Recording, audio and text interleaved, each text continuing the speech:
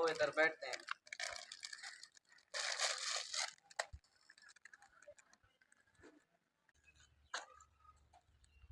अस्सलाम वालेकुम। टिकट खाली है? खाली है, चलो यार आओ।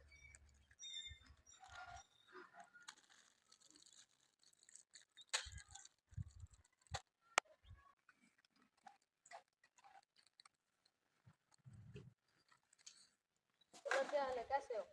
ठीक है। पेपर की तैयारी हो रही है? हाँ यार, पेपर की तैयारी। कल का पेपर कैसा था? इंग्लिश का paper it was very difficult, सारा अनसीन था। अनसीन नहीं था। सर तो पहले कहते हैं कि सवालात कंसेप्चुअल मिले जुले आते हैं।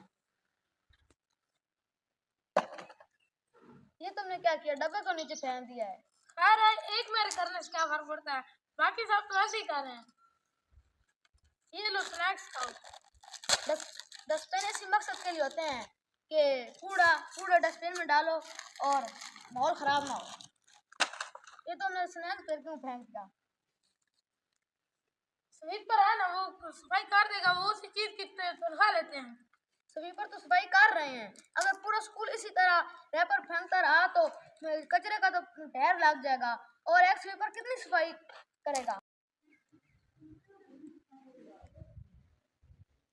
हाँ यार, हमरा कहते तो तुम ठीक हो, इतनी अच्छी अच्छी बातें तुमने कहाँ से सीखी हैं? उस्ताद ही रोज जो बताते हैं। आओ मिलकर कचरा उठाएं।